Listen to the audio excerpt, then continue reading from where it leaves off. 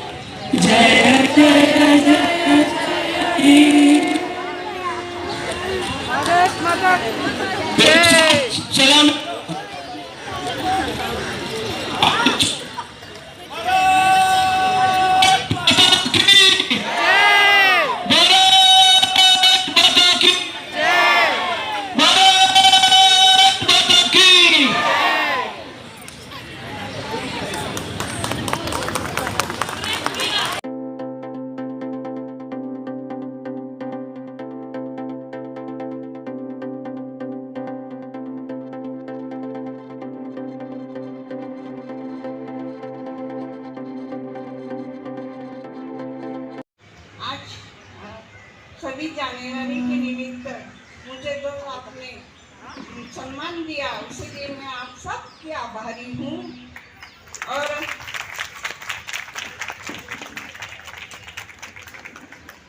और ये सभी जनवरी की शुभकामनाएं के साथ में जय हिंद, जय महाराष्ट्र बोल के भारत माता की जय कहती।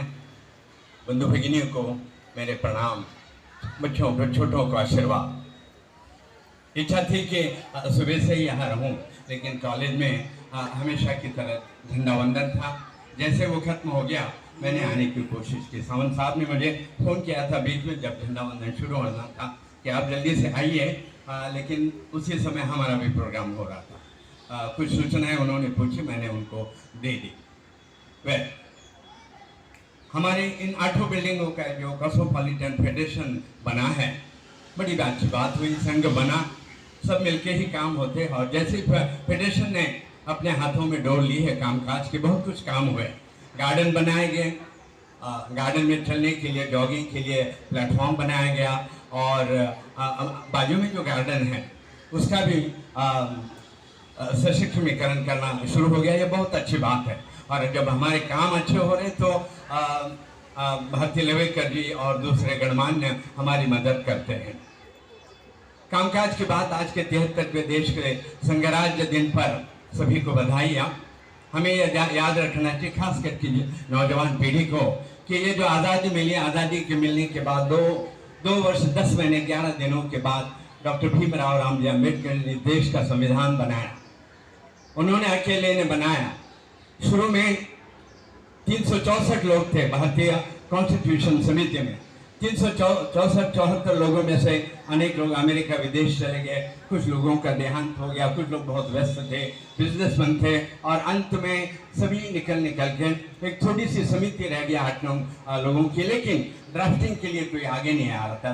ड्राफ्टिंग यानी प्रत्यक्ष आज के कामकाज का अगर कुछ लिखाई करना है बैठकर, तो वो बहुत शुद्ध होना होता है और भाषा में आपको बहुत प्रभावशाली होना होता है। डॉक्टर अम्बेडकर साहब ने वो जो ड्राफ्टिंग का काम था, ड्राफ्टिंग कमेटी के वही मुखिया थे, उन्होंने किया।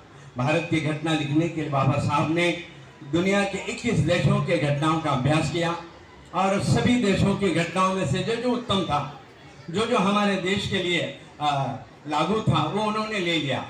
अरबी देशों की घटना ली, अमेरिका की पढ़ाई की, जर्मनी वगैरह, और सारे देशों में अलग अलग धर्मों के लोग थे। दुनिया में जितने धर्म और लोग हैं उतने धर्म और लोग तो हमारे देश में भी है। इसीलिए रविन्द्रनाथ टैगोर जी ने कहा कि ये विश्व का समंदर है, ये मानवों का समंदर है, और बाबा साहब को उसके मध्य और सारे कानून यहाँ लाए गए, और समय समय पे जो जरूरतें पड़ती है उसी मुताबिक रिफॉर्मेशन होता है और हमारे भारतीय घटना का थोड़ा पुनर्रचन होता है। आज के कामकाज पर आ जाए तो मैं कहूँ कि इस देश की आज़ादी हमें जो मिली उसको हमें टिकाना, इसके लिए सर्वोच्च बलिदान के लिए हम तो हमेशा तैयार है ही नहीं। ये ज़रूरी नहीं कि सबको सीमा पर जाना है, सभी सेना के सैनिक बनते हैं, लेकिन हम अपने घर से लेकर समाज और अपने राज्य के लिए बहुत कुछ कर सकते हैं। जैसे सावंत साहब ने कहा कि अपने घर के हमारे बाजू के पड़ोसी हमारे प्रथम भाई है, हमारे सगे भाई कहीं और रहते हैं, सबसे मिलजुल कर रहना है, सफाई रखनी है, यहाँ बीमारी रोग रहे कुछ भी फैलने नहीं चाहिए। इसके लिए स्वच्छता बहुत बड़ी बात है। 70 साल तक साफ सफाई का महत्व किसी के ध्यान में नहीं आया, लेकिन विद्यमान सरकार ने एक स्वच्छता का अभियान, एक छोटी सी बात आपको, अगर आप थोड़ा साहित्य पढ़ेंगे कि अंग्रेजों के अनेक लेखकों ने इस देश को ए प्लेस ऑफ मॉडल कहा है कि कीचड़ का देश है। ऐसी इसकी परिस्थिति थी, जहाँ तहाँ गंदगी, रोडों पर गंदगी, जो बोल नहीं सकते हैं। एक स्वच्छता अभियान मोदी साहब ने चला, विद्यमान सरकार ने, हर एक सरकार कुछ नई बातें लाता है, तो इस सरकार ने ये स्वच्छता का अभियान लिया, हमें भी चलाने और भी बातें हुई है। और जहाँ तक हमारे तरक्की की बात है, अभी हमें नौजवान छोटे बड़े विद्यार्थियों को, जो युवा हैं, उनको देखना है। मैं अपने फेडरेशन से फिर से कहूँगा, जो मैंने पहले भी कहा था कि हमें सर्वांगीण प्रगति करनी है, तो उसके लिए स्वच्छता है, मेलजोल है, कार्यक्रम है, जयंती पुण्यतिथि। जिस देश में जो विद्वान महान लोग हो गए, उन महत्तम लोगों का याद करना भी हमारा कर्तव्य होता है। वो तो कार्यक्रम तो चलते रहती, बहुत अच्छी बात है। आखिरी बात मैं ये कहूँगा कि हमारे इस पाटलिपुत्र के 8 बिल्डिंगों के जितने भी छोटे बड़े विद्यार्थी हैं, कॉलेज के विद्यार्थी हैं, उन्हें मार्गदर्शन करने के लिए मैं कभी भी तैयार हूँ। सभी कॉलेज के और हाई स्कूल के सभी विषयों के लिए मैं मार्गदर्शन कर सकता हूँ। यहाँ मराठी, हिंदी, इंग्लिश विद्यार्थियों को थोड़ा भारी जाता, उसके लिए भी मैं मार्गदर्शन कर सकता हूँ। अपने पास बहुत सी जगह है। पिछली बार मैंने कहा कि जो विद्यार्थी MPSC, UPSC यानी IAS के लिए बैठना चाहते हैं, मैं अपने ग्रेजुएशन के बाद खुद मैं IAS के लिए बैठा था, आखिर तक गया, और उस समय जो अभ्यास हुआ आज वो बहुत काम आ रहा है। तो वो योगदान मैं अपने नए युवा पीढ़ी को, विद्यार्थियों को दे सकता हूँ। और विद्यार्थी आगे आए, उनकी सूची बने, तो मैं अपने यहाँ काफ़ी जगह है, मैं आपका मार्गदर्शन विद्यार्थियों को कर सकता हूँ। फिर से बहुत अच्छा लगता है कि हमारे पाटलिपुत्र नगर में भी आते आते मैंने वहाँ एक कार्यक्रम चल रहा है, वहाँ एक कार्यक्रम चल रहा है, हर कहीं 200-200 मीटर पर कार्यक्रम चल रहा है। बहुत अच्छा लगता है कि हर एक मोहल्ला, हर एक छोटा सा कस्बा कार्यक्रम बना लेता है। ये बड़े फख्र की बात है। और दूसरी बात यह है कि छोटे छोटे कार्यक्रम इसलिए होते हैं कि पॉलिटिकल साइंस में कहा है कि मनुष्य की पहली वफादारी, पहला प्रेम अपनी जगह से होता है, अपने पड़ोसी से, अपने बिल्डिंग से, अपने कैंपस से, और फिर राज्य और देश से होता है। तो ये पहली हमारी प्राथमिकता होती है। आज के संघराज्य दिन पर, संविधान दिवस पर सबको फिर से बधाई देकर आपने 2 शब्द बोलने के लिए जो मौका दिया, उसके लिए बहुत बहुत धन्यवाद।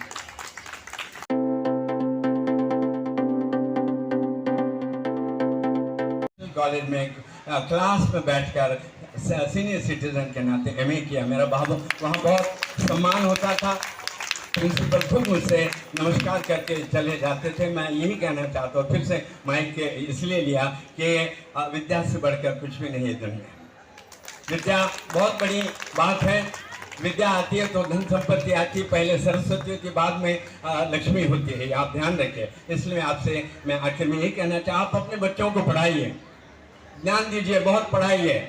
और यहाँ जो बैठे हुए लोग हैं सुस्थिति में हैं। हम में से कुछ लोग ऐसे गुर्बत से आए कि आप पूछो नहीं, बहुत गुर्बत से आए हैं जिसका बयान नहीं किया जा सकता। मैं फर्ग्यूसन कॉलेज में एमए कर रहा था, तब मैंने देखा कि हम 4-5 विद्यार्थी हमेशा आधी चाय पीते थे कॉलेज की कैंटीन में, लेकिन चांदने नाम का विद्यार्थी शरीक ही नहीं होता था। जब भी आता हम वो शरीक नहीं होता। हम उससे गुस्सा हुए और हमने उससे कहा कि तू क्यों नहीं आता चाय पीने वगैरह, तो उसने कहा आप मेरे घर आ जाइए। तो बोले नहीं, घर नहीं आ जाओ। हमने उसके रूम में देखा कि खाने के लिए रोटी नहीं बल्कि तीन गोनियां सूखे टुकड़ों से भरी हुई थी। ज्वारी बाजरी गेहूं की 3 गोनियां टुकड़ों से भरी हुई थी। कैंटीन के लिए पैसे, ऐसा ये देश है, फिर भी इस देश का हर एक नौजवान आगे जा सकता है। तो मेरी आपसे गुजारिश है, अपने बच्चों को पढ़ाइए, बहुत पढ़ाई है, उनके ऊपर ध्यान दीजिए। ये ध्यान दीजिए कि वो कहीं गलत रास्ते पर जा नहीं रहे हैं। हमारे कॉलेज की ओर से निजामुद्दीन साहब को पता है कि ड्रग एंटी हम प्रोसेशन निकालते जिसमें मैं तकरीर देता हूं, तो आप ये ध्यान रखें कि अपने बच्चे के गलत रास्ते पर जा तो नहीं रहे। धन्यवाद। उन पंक्तियों को गुनगुनाते थे इन्हीं अवसरों पर अपनी सहेलियों के साथ, और आज भी वो पंक्तियां जैसी जीवित हैं।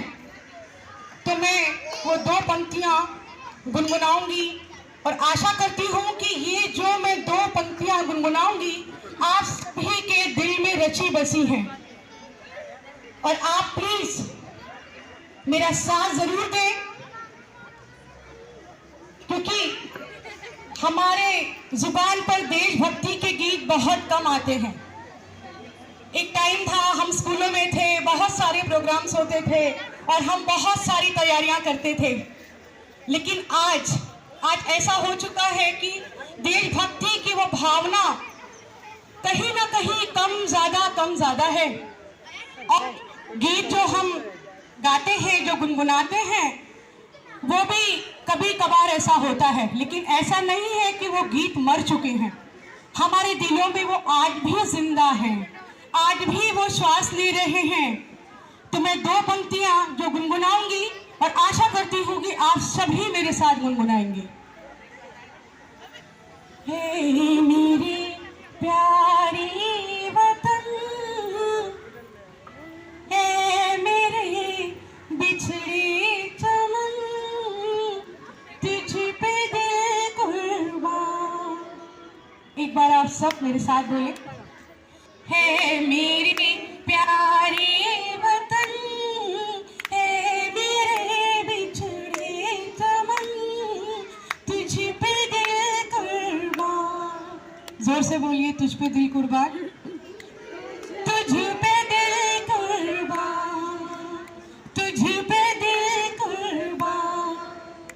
तू ही मेरी आबरू, तू ही मेरी आरज़ू, तू ही मेरी जान, है मेरे प्यारे वतन। देखिए, बिछड़े चमन इसलिए कह रही हूँ क्योंकि भूले बिसरे हो गए ये गीत, तो देश को बिछड़ा चमन नहीं, इस गीत को बोल रही हूँ। तो प्लीज अपने स्कूल के दिनों को याद करिए और जोर से बोलिए, ए मेरे प्यारे वतन, ए मेरे बिछड़े चमन, तुझ पे दिल कुर्बान। तू ही मेरी आरज़ू, तू ही मेरी आबरू, तू ही मेरी जान, तू ही मेरी जान, तू ही मेरी जान। और इसके बाद हम वहां चले कि जहां हम सब एक साथ मिलकर कहते थे, क्या कहते थे, हम होंगे कामयाब। देखिए, तालियों के साथ एक रिदम आएगी और ये हमारी जुबान पर हमेशा आता रहता है। कभी कभार जिंदगी में कोई मुश्किल आती है ना, तो अक्सर ये गीत ना मेरी जुबान पे आ जाता है और मैं उससे ना अपने आप से लड़ने की एक शक्ति मुझको मिलती है ना, उस परिस्थिति से मिलने की और उससे लड़ने की एक शक्ति मिलती है। तो प्लीज सब तालियों के साथ हम होंगे कामयाब, हम होंगे कामयाब, हम होंगे कामयाब एक दिन। ओहो मन में है विश्वास, पूरा है विश्वास, हम होंगे कामयाब एक दिन। कोरोना के जिस दौर से संसार गुजर रहा है, भारतवर्ष भी गुजर रहा है, एक एक व्यक्ति गुजर रहा है, और कहीं ना कहीं हमारा उत्साह कम हो गया है। हमारे त्योहार, हमारा मिलना मिलाना, हमारा हंसना हंसाना, कहीं ना कहीं एक दहशत, एक डर सा है मिलने में, बैठने में। तो बस उस डर से हमें आगे निकलना है, प्रिकॉशन लेते हुए, मास्क लगाते हुए। मैंने अभी नहीं लगाया, मेरी मजबूरी है ना, लेकिन मास्क का इस्तेमाल जी। तो इसके साथ में, इस चीज के साथ में, और मन में ये दृढ़ निश्चय कर लेना है कि डरकर इस तरह से बैठना नहीं है, इस पे हमें विजय प्राप्त करनी है। और इसके साथ कहना है, होगी शांति चारों ओर, शांति चारों ओर, शांति चारों ओर एक दिन। ओहो मन में है विश्वास, मन में है विश्वास, बिल्कुल। तो हाथ ऊपर करके बोलिए, ओहो मन में है विश्वास, पूरा है विश्वास, होगी शांति चारों ओर एक दिन। हम होंगे कामयाब, हम होंगे कामयाब, हम होंगे कामयाब एक दिन। ओहो मन में है विश्वास, पूरा है विश्वास, हम होंगे कामयाब एक दिन।